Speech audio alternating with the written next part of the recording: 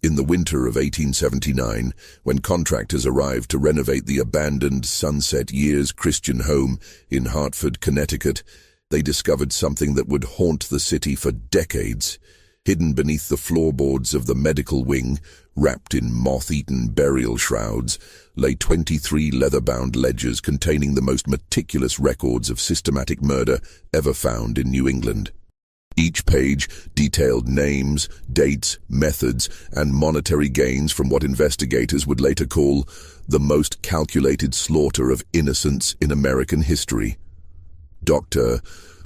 William Porter, his wife Margaret, and her sister Sarah had operated this Christian home for the elderly for 34 years, and according to these blood-stained records, they had methodically murdered 189 residents, while stealing over $3 million in inheritances.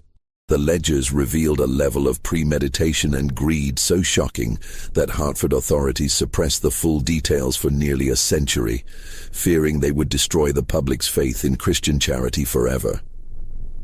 Before we continue with the story of the Porter family and their house of horrors, I need to tell you something important. This channel isn't for everyone. Only for the bravest souls who dare to uncover the darkest secrets hidden in America's past. Few channels dare to tell the stories we tell here, stories that reveal the true depths of human evil disguised as Christian charity. If you've made it this far, you're not like most people. You're one of the select few who can handle these dark mysteries. Subscribe now, hit that notification bell, and comment below telling us what state or city you're listening from. We want to know how far these stories reach our brotherhood of mystery hunters. Now, let's discover what really happened behind the sacred walls of the Sunset Years Christian home. But the true horror of the Porter family's crimes wasn't just in the numbers. It was in the methodical, almost loving way they documented each murder, as if they were proud of their work. Hartford, Connecticut, in the 1840s, was a city caught between its Puritan past and an uncertain industrial future. The Connecticut River brought prosperity through shipping and manufacturing, but it also brought a new kind of problem: wealthy, elderly residents with no family to care for them. The old Puritan tradition of family responsibility was crumbling as young people moved west, leaving their aging parents behind with fortunes but no heirs. The Congregationalist churches that dominated Hartford's spiritual landscape had always emphasized charitable works, but the growing population of isolated elderly presented an unprecedented challenge. It was into this void that Dr. William Porter stepped in 1845, presenting himself as the answer to Christian Hartford's prayers. Dr. Porter was a tall, distinguished man with silver hair and piercing blue eyes that seemed to convey both wisdom and compassion.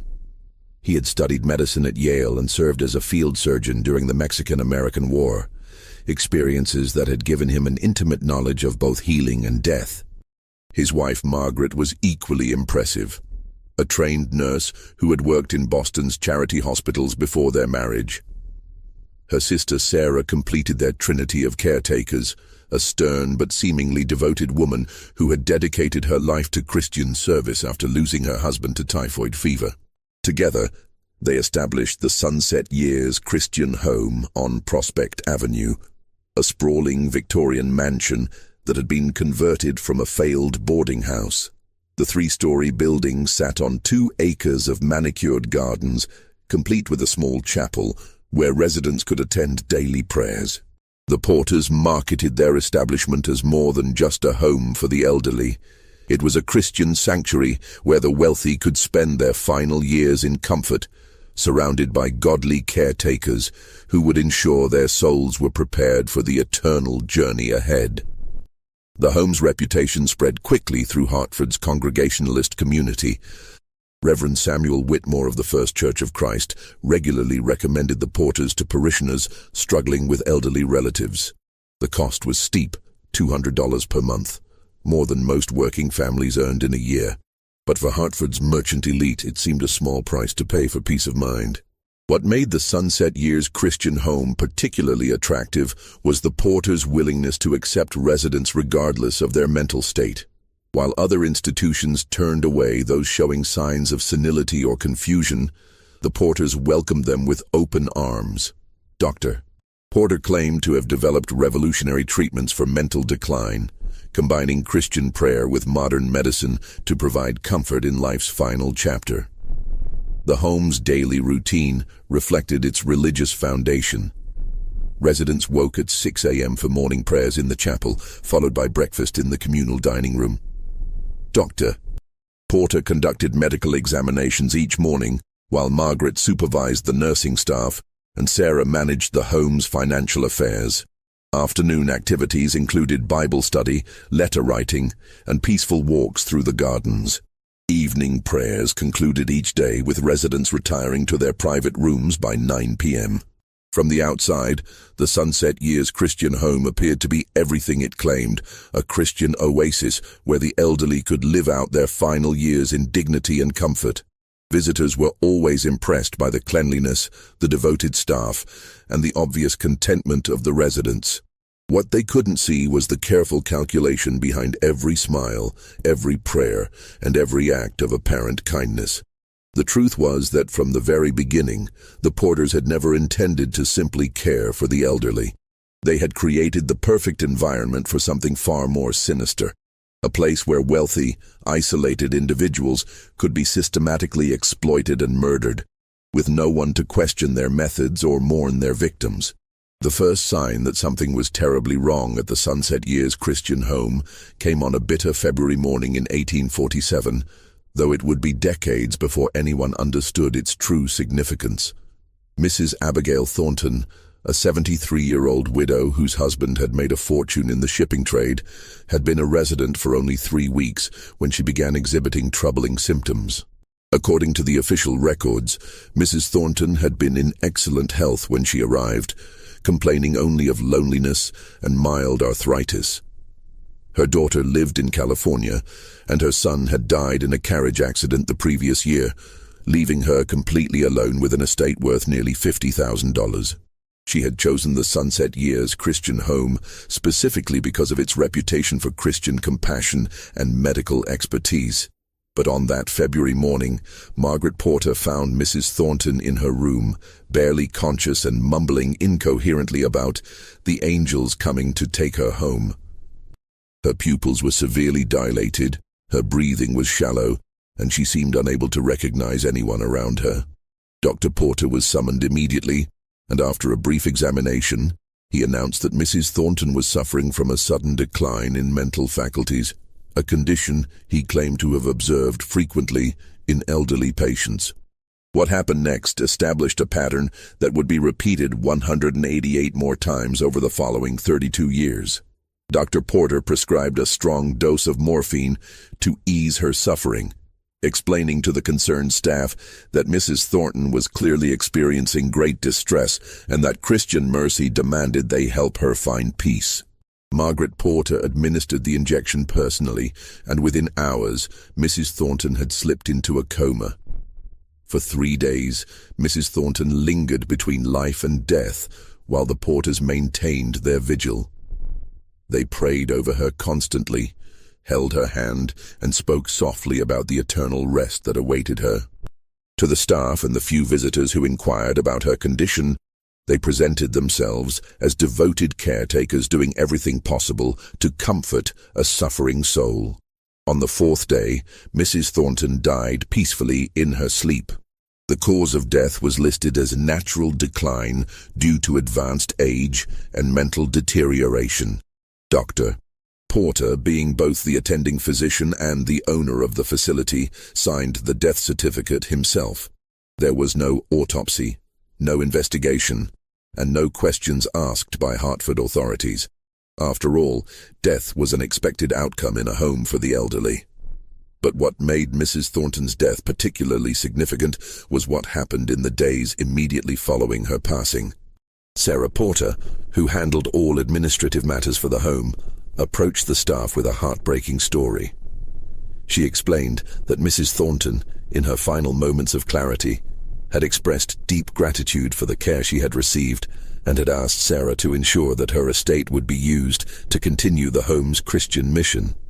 Sarah produced a handwritten document, supposedly dictated by Mrs. Thornton and witnessed by Dr. Porter and Margaret.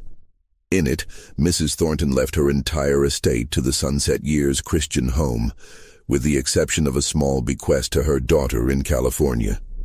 The document was written in Sarah's distinctive handwriting, but she explained that Mrs. Thornton had been too weak to write it herself and had asked Sarah to serve as her scribe. The supposed will was filed with the Hartford probate court, and since Mrs. Thornton had no local family to contest it, the estate passed to the Porters without challenge. Within weeks, they had liquidated Mrs. Thornton's assets and deposited the proceeds into the home's accounts. The money was used to expand the facility, hire additional staff, and enhance the home's reputation as a premier Christian institution. To anyone observing from the outside, the entire sequence of events appeared perfectly normal. An elderly woman had died peacefully in the care of devoted Christian caretakers, and in gratitude she had left her estate to ensure that other elderly individuals could receive the same compassionate care. It was exactly the kind of Christian charity that Hartford's religious community expected and admired. But in the hidden ledgers that wouldn't be discovered for another 32 years, the truth was recorded in Dr. Porter's meticulous handwriting. Mrs. A. Thornton, morphine overdose administered February 15, 1847, inheritance secured, $47,300, method refined for future subjects. Note: gradual introduction of morphine over several days creates appearance of natural decline. Staff suspects nothing. Community response positive. The ledgers revealed that Mrs. Thornton's death had been planned from the moment she arrived at the home. The Porters had carefully studied her financial situation, confirmed her lack of local family, and then systematically drugged her with small doses of morphine until she appeared to be suffering from mental decline. Once she was sufficiently incapacitated, they increased the dosage to fatal levels while maintaining the appearance of compassionate care. The forged will was just one part of their elaborate scheme. The Porters had studied Mrs. Thornton's handwriting from letters in her possession, practiced reproducing her signature, and created a document that would pass casual inspection by probate authorities. They had even researched her daughter's situation in California, ensuring that the bequest was small enough to discourage her from traveling to Hartford to contest the will. What made their crime particularly chilling was the religious framework they used to justify and conceal their actions. By presenting themselves as devout Christians providing mercy to the suffering, they had created the perfect cover for systematic murder. Every injection of morphine was administered with prayers, every forged document was presented as the dying wish of a grateful soul, and every stolen inheritance was justified as a gift to continue God's work. The success of their first murder convinced the Porters that they had discovered the perfect crime. They had proven that elderly people could be killed with impunity if the method was gradual enough, and the religious justification was convincing enough. More importantly, they had demonstrated that massive inheritances could be stolen without arousing suspicion if the victims were isolated and the caretakers were trusted members of the Christian community. Mrs. Abigail Thornton's death wasn't just a murder.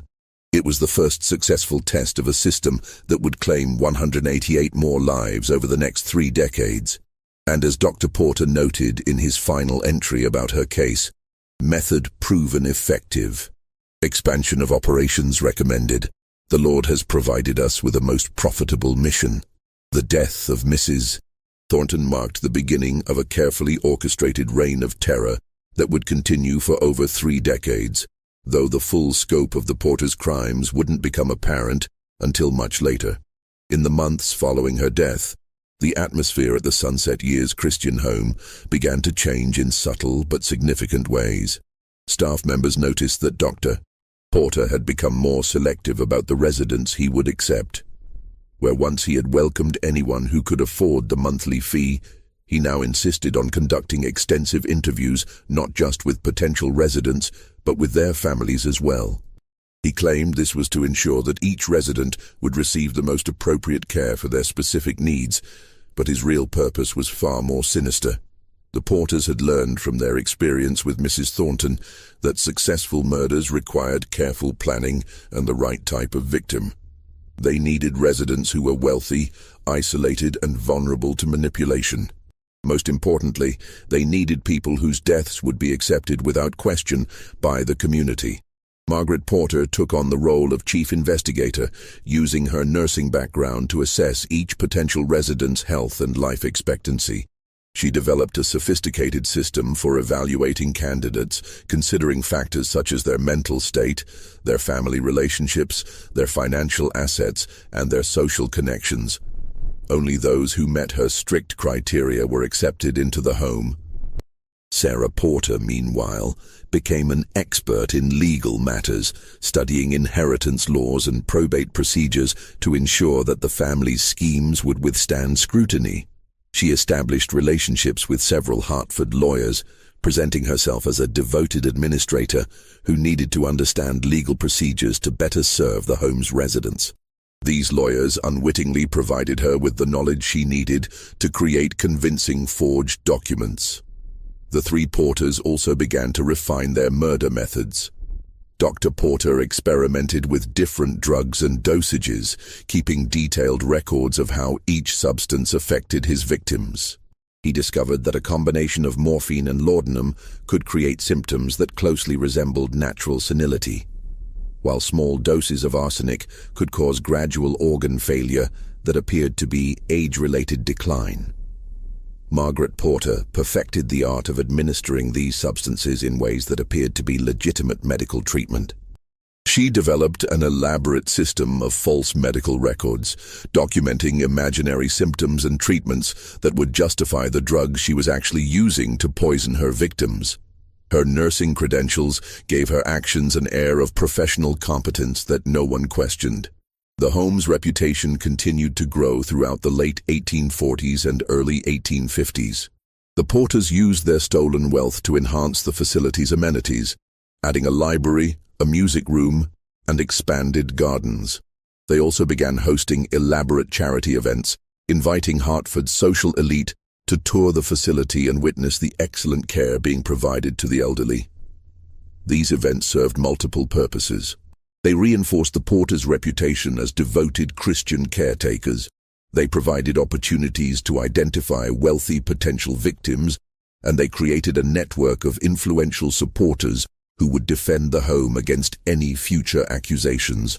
Reverend Whitmore became one of their most vocal advocates, regularly praising their work from the pulpit and encouraging his wealthiest parishioners to consider the home for their elderly relatives.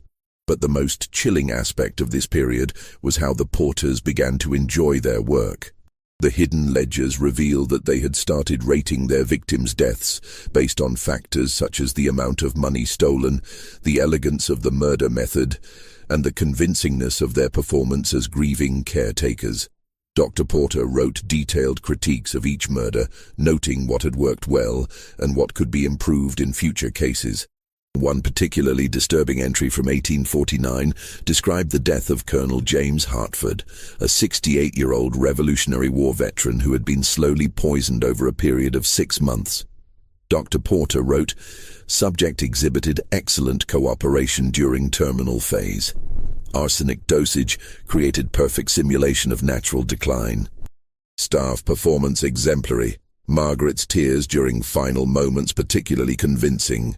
Inheritance secured, $73,500. Overall rating, 9/10. Note, Colonel's military pension ceases upon death. Factor into future calculations." The Porters had transformed murder into a business, complete with performance evaluations and profit calculations. They had created a system so efficient and so well disguised that they were able to operate with complete impunity for years. More disturbing still, they had convinced themselves that their crimes were justified by their religious mission, viewing each murder as a necessary sacrifice to fund their Christian charity. By 1850, the Sunset Years Christian Home had become one of Hartford's most respected institutions. The Porters were pillars of the community, regular attendees at First Church of Christ, and generous contributors to local charities. They had successfully created a public image that was the complete opposite of their private reality. But their success was also creating new challenges. The steady stream of deaths at the home was beginning to attract attention from some quarters. Dr. Samuel Harrison, Hartford's coroner, had begun to notice that an unusually high number of death certificates were being signed by Dr. Porter. While individual cases appeared normal, the overall pattern was starting to seem suspicious. Harrison's concerns were compounded by a troubling conversation he had with Father Patrick O'Brien, the local Catholic priest. O'Brien had mentioned that several families had contacted him about their elderly relatives who had died at the Sunset Years Christian home. These families had been surprised to learn that their relatives had supposedly converted to Protestantism shortly before their deaths and had changed their wills to reflect their new religious convictions. The priest's observations were particularly significant because they suggested that the Porters might be targeting Catholic residents specifically, using religious conversion as a cover for changing their victims' wills. This added a sectarian dimension to their crimes that could potentially create serious problems if it became public knowledge. Dr. Harrison decided to investigate more carefully, but his efforts were hampered by the Porters' reputation and political connections. When he approached the city authorities with his concerns, he was told that the home was one of Hartford's most valuable institutions and that any investigation would need to be handled with extreme discretion. The Porters, meanwhile, had learned of Dr. Harrison's interest through their network of supporters. They began to take additional precautions, spreading their victims' deaths over longer periods and varying their methods to avoid creating obvious patterns. They also began to cultivate Dr. Harrison directly, inviting him to tour the facility and praising his dedication to public health. By 1851, the Porters had successfully neutralized the threat posed by Dr. Harrison's investigation. They had convinced him that the high number of deaths at their facility was simply the result of their willingness to accept elderly residents that other institutions wouldn't take. Harrison's concerns were dismissed by city officials who valued the home's contribution to the community more than they valued the coroner's suspicions. The Porters had survived their first serious challenge, but the experience had taught them that their crimes were not entirely without risk. They began to develop even more sophisticated methods of concealment, including the creation of false medical records that would justify their victims' deaths, and the establishment of a network of corrupt officials who would protect them from future investigations. What none of them realized was that their meticulous record-keeping would eventually become the instrument of their exposure. The ledgers that Dr. Porter kept hidden beneath the floorboards contained enough evidence to convict them of every single murder they had committed.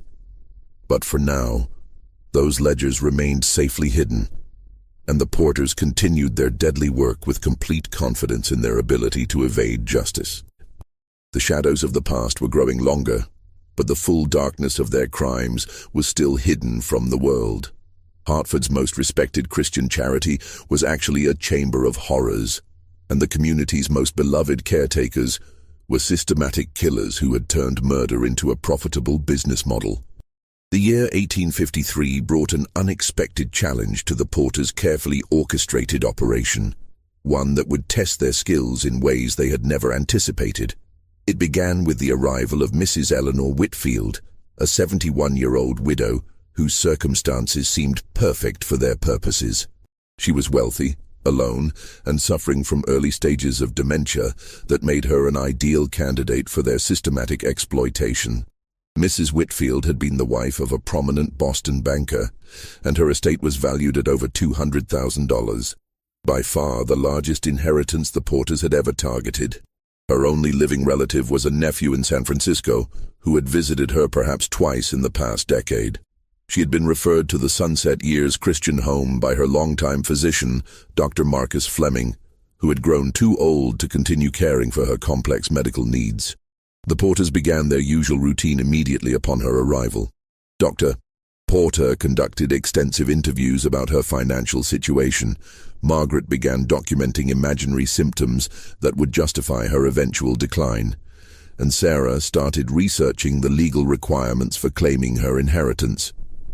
Everything appeared to be proceeding normally until they discovered something that changed everything. Mrs. Whitfield, despite her dementia, had an unusual habit of writing detailed letters to herself, a coping mechanism she had developed to deal with her memory loss. She would write about her daily activities, her thoughts, and her concerns, then read these letters the next day to remind herself of what had happened. The Porters initially viewed this as simply another symptom of her mental decline, but they soon realized that these letters contained detailed observations about the home's operations. In one particularly troubling entry, Mrs. Whitfield had written, "The medicine Dr. Porter gives me makes me feel very strange. I sleep too much and cannot think clearly. Margaret seems kind, but I have noticed that she watches me very carefully when I take the medicine. I have seen her giving the same medicine to other residents, and several of them have died recently. I wonder if there is a connection." The discovery of these letters created a crisis for the Porters. They had always been careful to ensure that their victims were too incapacitated to understand what was happening to them, but Mrs. Whitfield's letters suggested that she was more aware of her surroundings than they had realized. Worse still, she was documenting her observations in writing, creating a potential record of their crimes. Dr. Porter made the decision to accelerate Mrs. Whitfield's murder timeline, but this created new problems. The rapid increase in her morphine dosage caused her to become violently ill, with symptoms that were clearly the result of drug poisoning rather than natural decline. The other residents noticed her sudden deterioration, and several staff members began asking questions about her treatment. Margaret Porter found herself in the difficult position of having to explain Mrs. Whitfield's condition to concerned staff members, while simultaneously administering the drugs that were causing her illness. She claimed that Mrs. Whitfield was suffering from a rare form of dementia that caused sudden, violent episodes, and that the medications were necessary to prevent her from harming herself or others. But the staff's concerns were compounded by another troubling development. Mrs. Whitfield's original physician, Dr. Fleming, had decided to pay a surprise visit to check on her condition. He arrived on a day when Mrs. Whitfield was heavily sedated and barely conscious, a state that he immediately recognized as being inconsistent with her previous diagnosis. Dr. Fleming's medical examination revealed several alarming symptoms: severe dehydration, dilated pupils, and a rapid, irregular heartbeat that suggested drug intoxication rather than natural illness. When he questioned Dr. Porter about Mrs.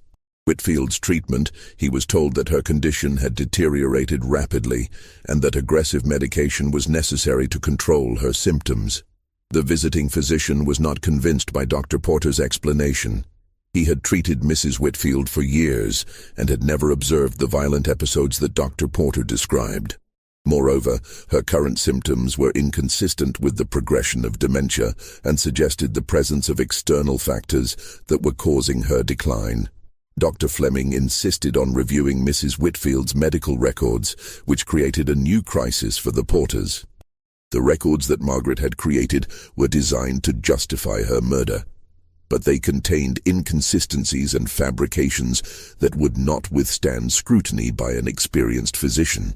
The Porters found themselves in the unprecedented position of having to defend their medical decisions to a colleague who had superior knowledge of their victim's actual condition. The confrontation between the two physicians took place in Dr. Porter's office, with Margaret and Sarah present as witnesses. Dr. Fleming systematically challenged every aspect of Mrs. Whitfield's treatment, pointing out inconsistencies in the medical records and questioning the appropriateness of the medications being used. He demanded to know why Mrs. Whitfield had been given such large doses of morphine and why her family had not been notified of her deteriorating condition. Dr. Porter responded with a masterful performance of professional indignation. He claimed that Dr. Fleming was questioning his competence based on outdated medical knowledge, and that the treatments being used represented the latest advances in geriatric medicine. He pointed out that Mrs. Whitfield had been entrusted to his care by her family, and that he had a legal and moral obligation to make treatment decisions based on his professional judgment. The argument continued for over an hour, with both physicians citing medical literature and case studies to support their positions. Dr. Fleming insisted that Mrs. Whitfield's symptoms were inconsistent with natural disease progression, while Dr. Porter maintained that her condition was the result of rapid dementia complicated by age-related organ failure. Eventually, Dr. Porter played what he considered to be his trump card. He revealed that Mrs. Whitfield had expressed a desire to die peacefully and had asked him to ensure that her suffering would be minimized. He claimed that the morphine was being administered not as a cure, but as palliative care to ease her transition to the next life. This explanation fit perfectly with the Christian mission of the home and made it difficult for Dr. Fleming to continue his objections without appearing to be heartless. Dr. Fleming was forced to accept Dr. Porter's explanation, but he made it clear that he would be monitoring Mrs. Whitfield's condition closely. He arranged to visit her twice weekly and insisted on receiving detailed reports about her treatment. This level of scrutiny was unprecedented in the Porters' experience and created significant complications for their operation. The Porters realized that they could not continue with their original plan to murder Mrs. Whitfield while Dr. Fleming was monitoring her condition. They were forced to reduce her morphine dosage and allow her to recover somewhat, while frantically searching for a way to eliminate the threat posed by the visiting physician. Sarah Porter proposed a solution that demonstrated the depths of their depravity. She suggested that they should arrange for Dr. Fleming to have an accident that would prevent him from continuing his visits. She had researched his daily routines and discovered that he walked alone to his office each morning along a route that passed through a construction site. It would be relatively easy to arrange for him to be struck by falling debris or to suffer a fall that would incapacitate him. The proposal to murder Dr. Fleming marked a new phase in the Porters' criminal evolution. They had moved beyond killing isolated elderly residents to considering the murder of a respected physician who posed a threat to their operation. The fact that they could contemplate such an action demonstrated how completely they had abandoned any pretense of moral restraint. Dr. Porter ultimately rejected Sarah's proposal, not because he was opposed to murdering Dr. Fleming, but because he believed the risks were too great. The death of a prominent physician would attract far more attention than the deaths of elderly residents, and there was a significant chance that an investigation would uncover their crimes. Instead, he proposed a different solution. They would allow Mrs. Whitfield to recover enough to satisfy Dr. Fleming's concerns, then find a way to discredit his medical judgment.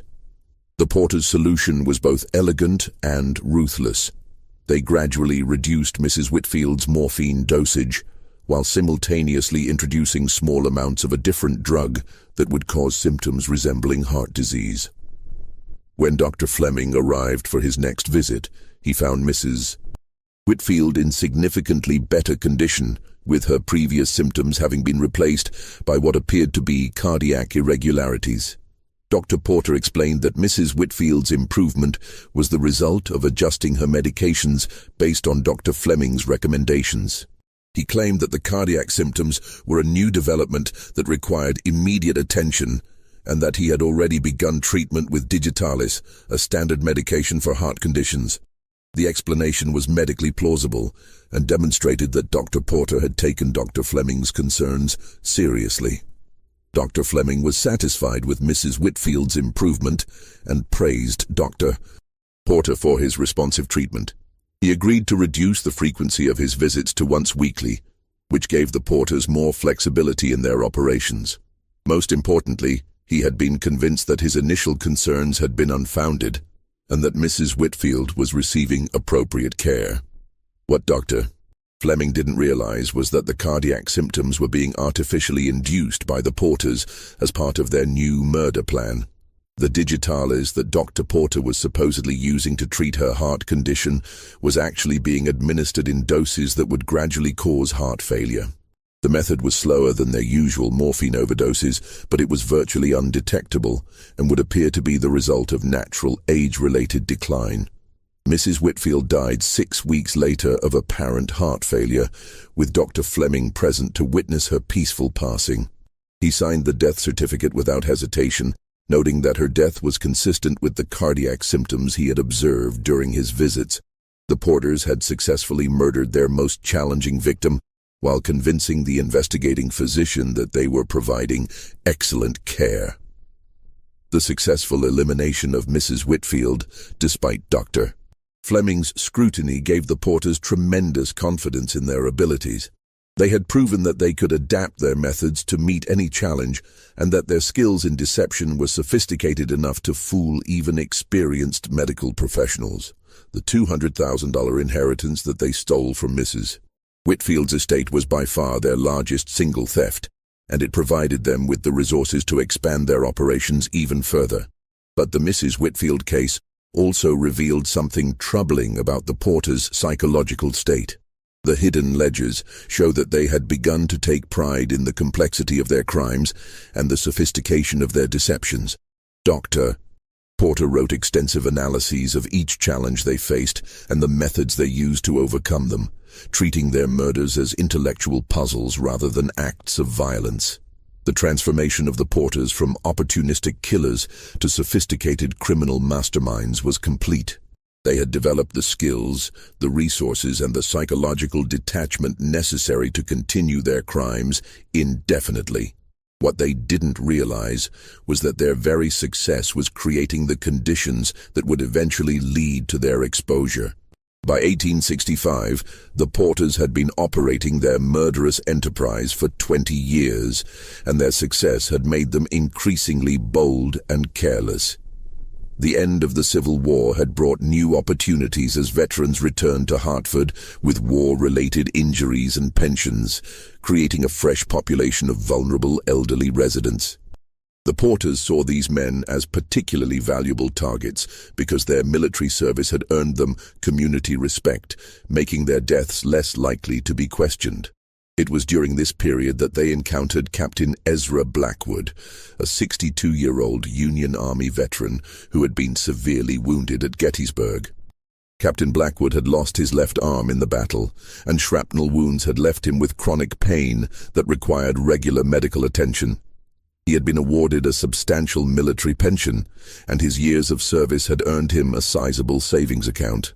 More importantly, he had no living family and few social connections, making him an ideal candidate for the Porters' scheme. But Captain Blackwood was different from their previous victims in ways that the Porters failed to recognize. His military experience had made him naturally suspicious of authority figures, and his years of command had taught him to observe details that others might miss. From his first day at the Sunset Years Christian home, he began to notice patterns in the facility's operations that troubled him. Captain Blackwood observed that several residents had experienced rapid declines in their health shortly after arriving at the home. He noticed that Dr. Porter spent an unusual amount of time discussing financial matters with residents, and that Margaret Porter seemed to administer medications more frequently than seemed medically necessary. Most disturbing of all, he realized that the home's mortality rate was significantly higher than would be expected for a facility of its size and reputation. The captain's military training had taught him the importance of gathering intelligence before taking action. He began to conduct his own investigation, carefully documenting his observations and quietly questioning other residents about their experiences. What he discovered convinced him that something criminal was happening at the home, though he was not yet certain about the full scope of the Porters' activities. Captain Blackwood's investigation was complicated by the fact that he was beginning to experience symptoms that he suspected were caused by his medications. Dr. Porter had prescribed laudanum for his chronic pain, but the captain noticed that the drug was making him increasingly confused and disoriented. He began to suspect that he was being deliberately drugged, and he started to hide his medications instead of taking them. The captain's refusal to take his prescribed medications created problems for the Porters. Without the drugs to incapacitate him, he remained alert and suspicious, making it impossible for them to proceed with their usual murder method. Dr. Porter attempted to convince him that the medications were necessary for his health, but Captain Blackwood insisted that he felt better without them. The situation became more complicated when Captain Blackwood began to share his suspicions with other residents.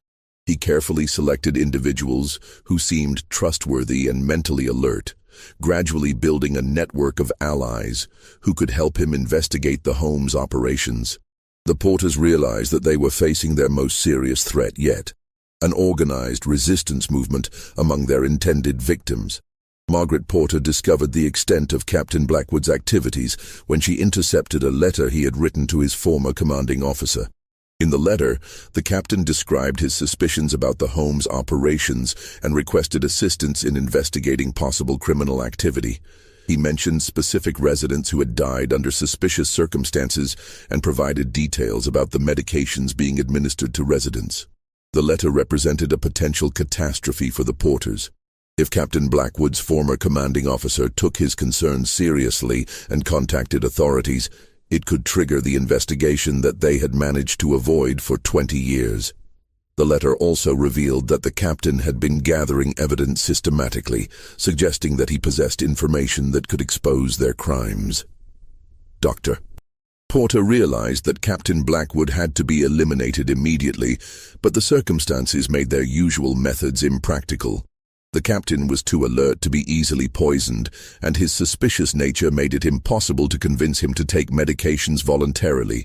Moreover, his military background meant that his sudden death would likely attract attention from army investigators, who would be more thorough than local authorities.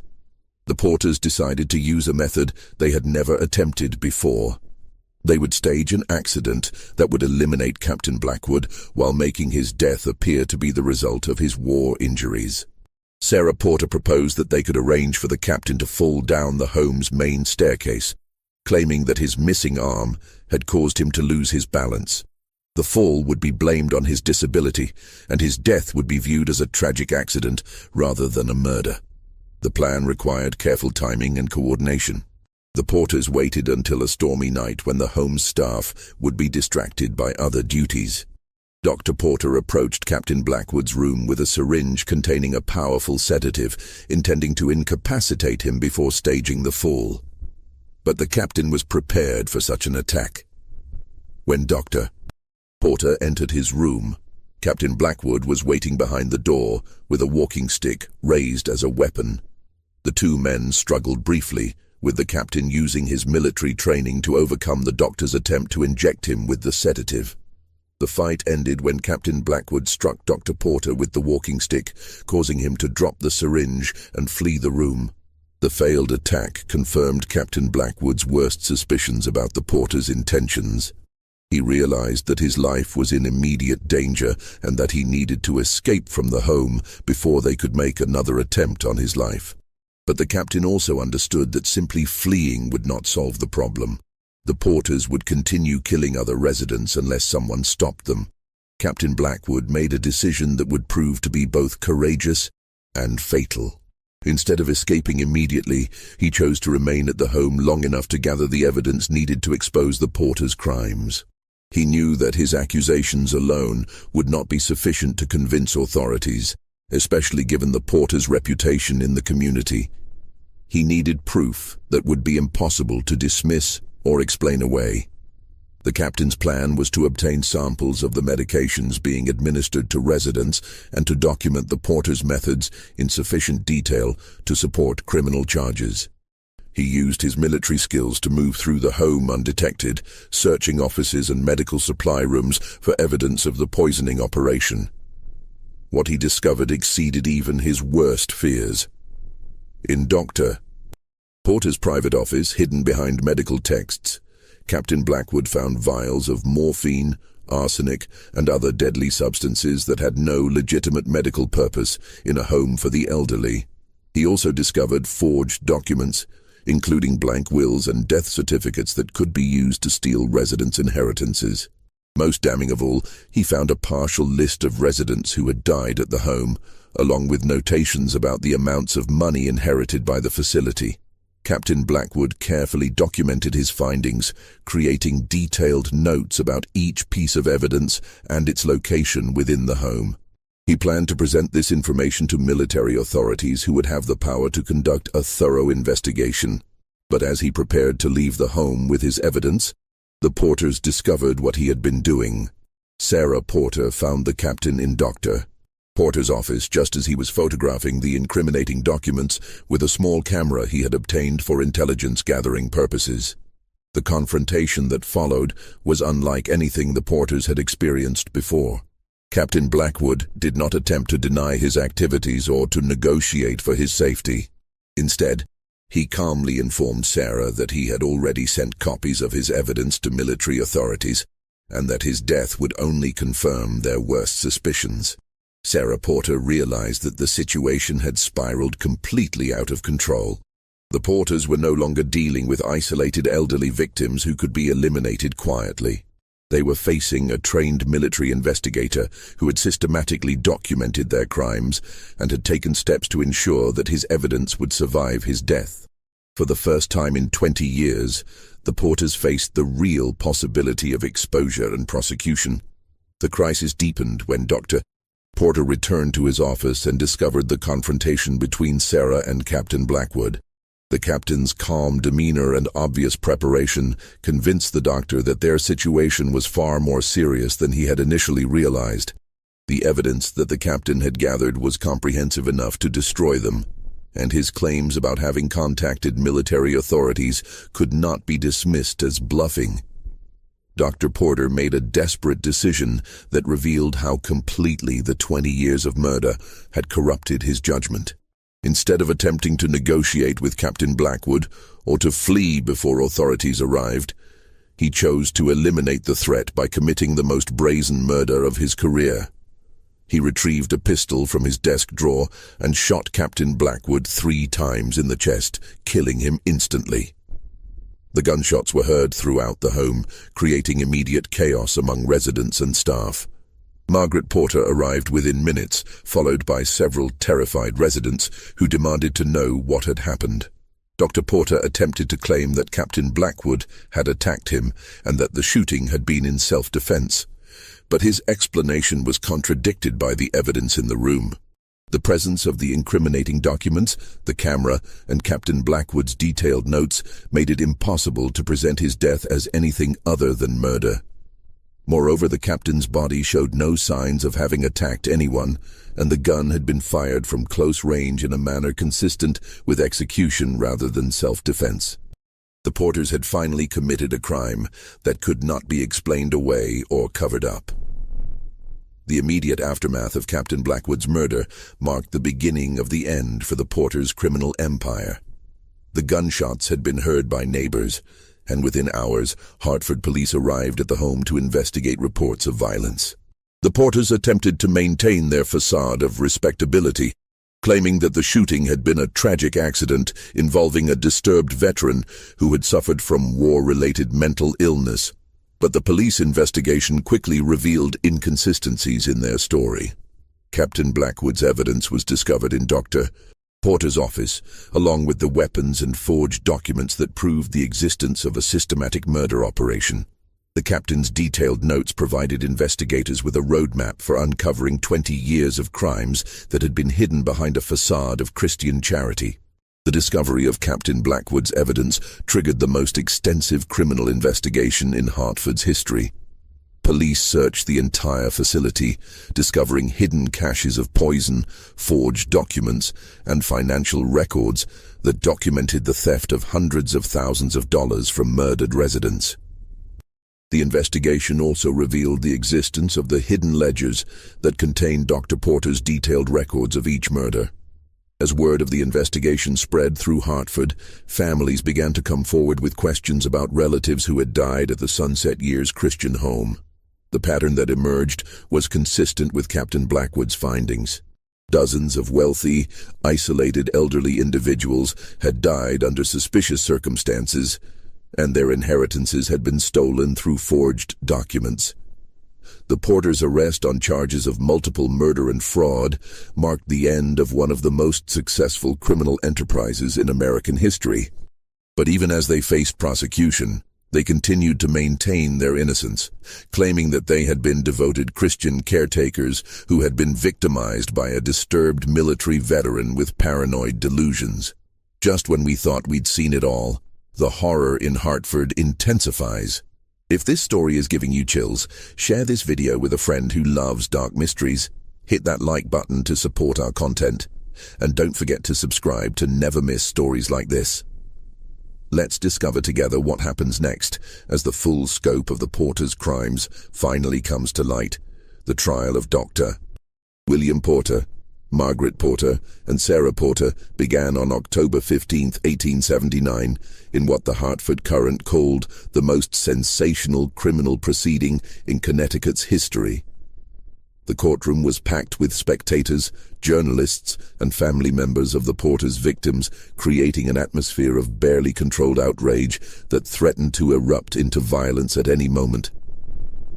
Prosecutor James Mitchell had spent months preparing his case, using Captain Blackwood's evidence as the foundation for charges that included 189 counts of first-degree murder, multiple counts of fraud, and conspiracy to commit murder. The prosecution's case was built around three key pieces of evidence: the hidden ledgers that documented each murder, the physical evidence of poisons and forged documents found in the home, and the testimony of surviving staff members who had witnessed suspicious activities. The ledgers proved to be the most damning evidence against the Porters. Dr. Porter's meticulous record-keeping had created an incredibly detailed confession that documented not only the methods used to murder each victim, but also the financial calculations that had motivated each crime. The ledgers contained entries such as Mrs. Sarah Caldwell, arsenic administered over 6 weeks, symptoms consistent with natural decline, will forged successfully, inheritance $67,400, total time investment 8 weeks, profit per week $8,125, excellent return on effort. The clinical detachment revealed in these entries shocked even experienced court observers.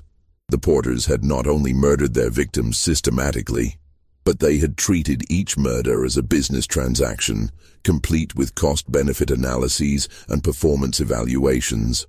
The ledgers revealed that they had developed elaborate rating systems for their crimes, judging each murder based on factors such as profitability, difficulty, and the quality of their deceptive performance. Perhaps most disturbing of all was the evidence that the Porters had taken pleasure in their work. Dr. Porter's entries frequently included personal observations about their victims' suffering, with comments such as, "Subject exhibited amusing confusion during final days. Margaret's performance as grieving caretaker, particularly convincing during last visits from family. Note: tears on command remain an excellent technique for deflecting suspicion." The prosecution also presented testimony from Dr. Samuel Harrison, the coroner, who had been suspicious of the home's high mortality rate years earlier. Dr. Harrison testified about his attempts to investigate the facility and how the Porters had successfully deflected his concerns through their political connections and community reputation. His testimony revealed that the Porters' crimes could have been stopped much earlier if authorities had been willing to investigate their suspicions more thoroughly. Staff members who had worked at the home provided crucial testimony about the Porters' methods. Nurse Elizabeth Hartwell testified that she had noticed Margaret Porter administering medications to residents at unusual times and in doses that seemed excessive for their conditions. She also testified about overhearing conversations between the three Porters about residents' financial situations and their lack of family connections. Groundskeeper Thomas Murphy provided testimony about strange activities he had observed on the home's property. He described seeing the Porters burying objects in the gardens late at night, and he testified about finding burned documents in the facility's furnace that appeared to be legal papers. His testimony helped establish that the Porters had been systematically destroying evidence of their crimes for years. The defense team, led by prominent Hartford attorney Charles Whitman, faced an almost impossible task. The evidence against the Porters was overwhelming, and their clients' own records provided detailed confessions to every crime they were accused of committing. Whitman's strategy was to argue that the Porters had been driven insane by their religious fanaticism, and that their crimes were the result of mental illness rather than criminal intent. Whitman presented expert testimony from alienists who claimed that the Porters suffered from a form of religious mania that had distorted their moral judgment. The defense argued that the three defendants genuinely believed that they were performing God's work by ending the suffering of elderly residents and using their inheritances to fund Christian charity. According to this theory, the detailed records they kept were evidence of their delusional belief that they were accountable to God for their actions. The insanity defense required the Porters to admit that they had committed the murders, which created dramatic moments in the courtroom when each defendant was forced to acknowledge their crimes. Dr. Porter testified that he had killed residents because he believed God had called him to end their suffering and to use their wealth for righteous purposes. His testimony was chilling in its calm rationality as he explained his methods and motivations without showing any sign of remorse or recognition that his actions had been wrong. Margaret Porter's testimony was even more disturbing. She described the murders as acts of mercy, claiming that she had felt divinely inspired when administering the fatal doses of poison to her victims. She testified that she had prayed over each victim as they died, asking God to forgive them for their sins and to welcome them into eternal rest. Her complete lack of recognition that she had committed crimes shocked even the defense attorneys. Sarah Porter's testimony revealed the calculating nature of their operation. She admitted to forging wills and stealing inheritances, but claimed that she had been following God's will in redirecting wealth from selfish individuals to charitable purposes. She testified about the research she had conducted into victims' financial situations and family relationships, describing these activities as part of her divine mission to identify suitable candidates for merciful release. The prosecution's cross-examination of the defendants exposed the flaws in the insanity defense. Prosecutor Mitchell demonstrated that the Porters' actions had been carefully planned and executed with full awareness of their illegal nature. He pointed to their efforts to avoid detection, their destruction of evidence, and their attempts to manipulate investigations as proof that they had understood the criminal nature of their actions. The most damaging evidence against the insanity defense came from the ledgers themselves. The detailed financial calculations and performance evaluations proved that the Porters had been motivated by greed rather than religious delusion. The clinical nature of their record-keeping demonstrated that they had approached their crimes as a business enterprise rather than as acts of religious devotion. Mitchell also presented evidence that the Porters had lived luxuriously on their stolen wealth, using their victims' money to purchase expensive clothing, jewelry, and furnishings for their private quarters. This evidence contradicted their claims that they had stolen inheritances solely to fund charitable activities, proving that they had been motivated by personal greed. The trial's most dramatic moment came when Mitchell read aloud from Dr. Porter's final ledger entry, written just days before Captain Blackwood's murder. 20 years of successful operations have proven the viability of our method. We have perfected the art of profitable death, combining religious respectability with systematic exploitation. Our victims die believing they are loved, while we acquire the wealth to expand our sacred mission. God has blessed our work with remarkable success, and we are prepared to continue indefinitely. Note: consider expansion to other cities. Hartford market becoming saturated. The reading of this entry created an uproar in the courtroom, with family members of victims shouting accusations at the defendants and demanding immediate justice. Judge Morrison was forced to call multiple recesses to restore order, and he threatened to clear the courtroom if spectators could not control their emotions. The jury deliberated for only 3 hours before returning guilty verdicts on all charges against all 3 defendants. The speed of their deliberation reflected the overwhelming nature of the evidence and the horror that the community felt about the Porters' crimes. When the verdicts were read, the defendants showed no emotion, maintaining the same cold detachment that had characterized their crimes. Judge Morrison sentenced each of the defendants to death by hanging, describing their crimes as the most heinous and calculated murders in the history of this state.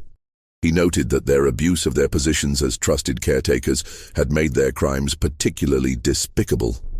and he expressed his hope that their execution would serve as a warning to others who might consider similar crimes. The judge's sentencing statement included a scathing condemnation of the Porters' attempt to justify their crimes through religious delusion. "You have blasphemed against the very faith you claim to serve, using the sacred trust placed in you by this Christian community to commit acts of unparalleled evil. Your crimes have not only taken the lives of innocent victims, but have shaken the faith of all who believed in the sanctity of Christian charity." The revelation of the Porters' true motivations had exposed the complete contradiction between their public image and their private reality. They had spent 20 years building reputations as devoted Christian caretakers, while simultaneously operating the most successful murder enterprise in American history. Their ability to maintain this deception for so long had required not only criminal skill, but also a level of psychological manipulation that stunned even experienced investigators. The trial had revealed that the Sunset Years Christian home had been a carefully constructed facade designed to provide cover for systematic murder and theft. Every aspect of the facility's operations, from its religious mission to its charitable activities, had been calculated to create an environment where wealthy elderly residents could be exploited and killed without arousing suspicion. The Porters' crimes had succeeded for so long because they had understood that Americans' respect for Christian charity would make them reluctant to investigate accusations against religious institutions. They had exploited the community's faith and trust to create the perfect environment for their criminal enterprise, proving that even the most sacred institutions could be corrupted by human greed and evil. As the defendants were led away to await execution, the full scope of their crimes was still being uncovered. Investigators had identified 189 confirmed victims, but they suspected that the actual number might be higher. The financial damage was estimated at over $3 million, making the Porters' operation one of the most profitable criminal enterprises in American history. The trial of the Porter family had exposed not only their individual crimes, but also the systemic failures that had allowed them to operate with impunity for 20 years. The case would lead to significant reforms in the oversight of charitable institutions and would create new legal requirements for the investigation of suspicious deaths in care facilities. The executions of Dr. William Porter, Margaret Porter, and Sarah Porter took place on December 15, 1879, in the courtyard of the Hartford County Jail. Despite the early morning hour, hundreds of spectators gathered outside the jail to witness the final chapter of what newspapers had dubbed the Christian Home Murders. The three defendants maintained their composure to the end, with Dr. Porter delivering a final statement that shocked observers with its complete lack of remorse. "We have served God faithfully," Dr. Porter declared from the gallows, "and we go to our reward, knowing that our work has been misunderstood by those who lack the vision to see divine purpose in earthly suffering. The money we acquired was used for Christian purposes, and the deaths we administered were merciful releases from the pain of earthly existence. History will vindicate our actions when mankind evolves to understand true Christian charity." Margaret Porter's final words were equally chilling. "I have eased the suffering of 189 souls and guided them gently into God's embrace. Each death was an act of love, performed with prayer and compassion. I regret only that we were prevented from continuing our sacred mission to help more elderly souls find peace." Sarah Porter remained silent until the moment before the trapdoor opened, when she whispered a prayer that was heard by the attending minister. "Lord, forgive them, for they know not what they do. They have stopped your servants from performing your work, but your will shall be done through others who understand true mercy." The executions were carried out simultaneously at exactly 7 a.m., with all three defendants dying quickly and without struggle. Their bodies were buried in unmarked graves in Hartford's Potter's Field, as no cemetery would accept them and no religious denomination would claim them. The city wanted no monuments to their crimes, no shrines where the curious or the disturbed might come to pay homage to their twisted legacy.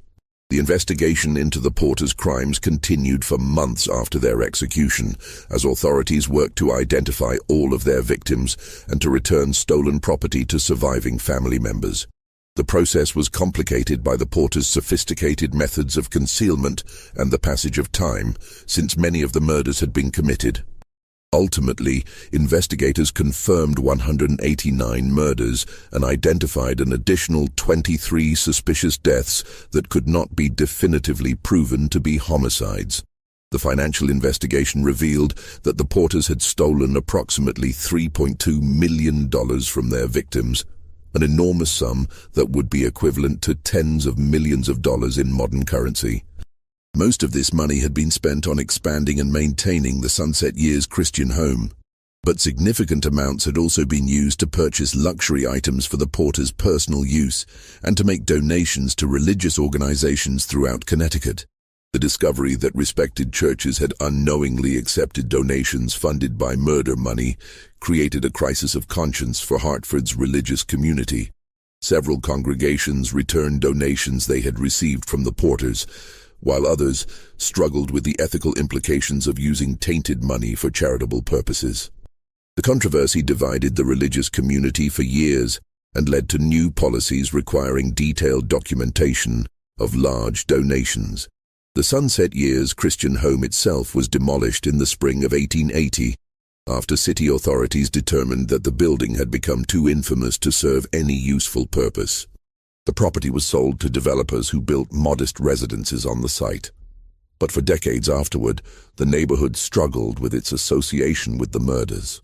Property values remained depressed, and many residents reported feeling uncomfortable living where so many innocent people had died. The Porter case had profound effects on the regulation of care facilities throughout the United States. Connecticut passed the first comprehensive laws requiring government oversight of charitable institutions, mandating regular inspections and background checks for operators of care facilities.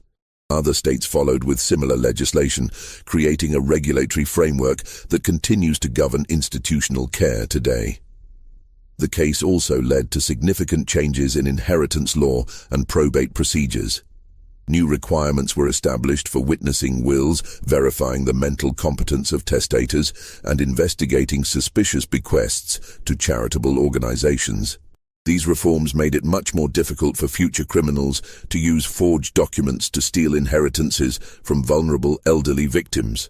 Perhaps most importantly, the Porter case changed public attitudes toward institutional care for the elderly.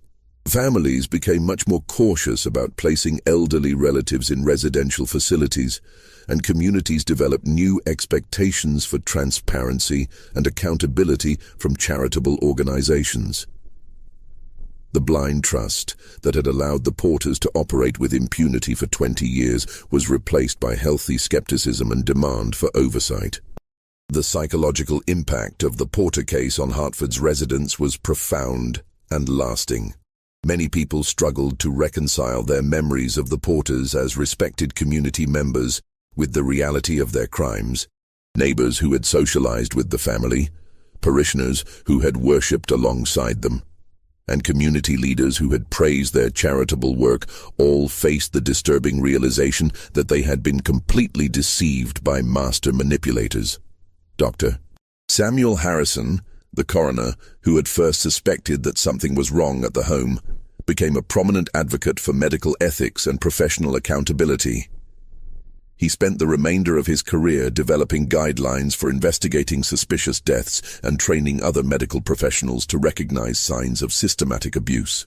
His work helped ensure that future cases of medical murder would be detected and investigated more quickly. The staff members who had worked at the Sunset Years Christian home faced their own struggles with guilt and trauma. Many of them had genuinely believed they were working for a charitable organization and were devastated to learn that they had unknowingly participated in a murder operation. Several former employees required psychological treatment to cope with their experiences, and some never worked in healthcare again. The families of the Porter's victims experienced a complex mix of emotions following the trial and executions.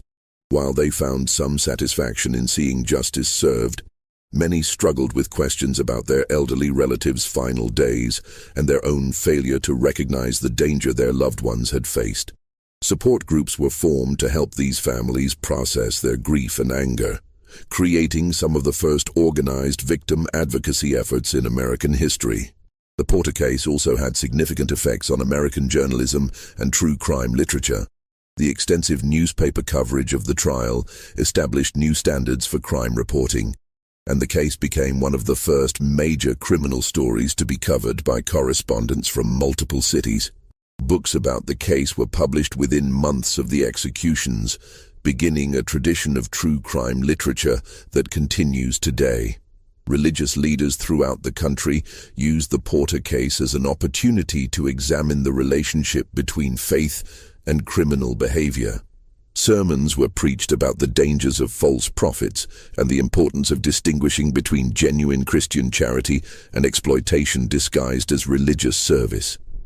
The case became a cautionary tale about the potential for evil to hide behind facades of respectability and religious devotion. The architectural legacy of the case was also significant. The demolition of the Sunset Years Christian home established a precedent for destroying buildings associated with notorious crimes, and many other infamous structures were subsequently torn down to prevent them from becoming sites of morbid fascination. This practice reflected society's desire to erase physical reminders of extreme evil and to prevent the glorification of criminal behavior. Modern investigators and historians who have studied the Porter case continue to be amazed by the sophistication and longevity of their criminal operation. The combination of medical knowledge, legal expertise, and psychological manipulation that the Porters employed was remarkably advanced for its time, and would be impressive even by contemporary standards. Their ability to maintain their deception for 20 years while committing nearly 200 murders represents one of the most successful criminal enterprises in American history. The case has also become an important study in criminal psychology, particularly in understanding how seemingly normal individuals can become capable of systematic murder. The Porters' gradual descent into evil, their ability to rationalize their crimes through religious delusion, and their development of increasingly sophisticated methods of concealment provide valuable insights into the criminal mind and the process of moral corruption. This mystery shows us how easily evil can disguise itself behind facades of respectability and religious devotion, and how important it is to question authority and demand accountability from those who claim to serve our communities. The Porter family's crimes remind us that the most dangerous criminals are often those we trust most, and that vigilance is the price of safety in any civilized society. What do you think of this story? Do you believe everything was revealed about the Porter's operation, or might there have been additional crimes that were never discovered? The meticulous nature of their record-keeping suggests they documented everything, but the possibility remains that some of their earliest victims were never identified. Leave your comment below and share your theories about what other secrets might have died with the Porter family. If you enjoyed this tale and want more horror stories like this, subscribe, hit the notification bell, and share with someone who loves mysteries as dark and twisted as this one. The shadows of the past hold many more secrets, and we'll continue to uncover them together. See you in the next video, where we'll explore another tale of hidden evil that will make you question everything you think you know about human nature.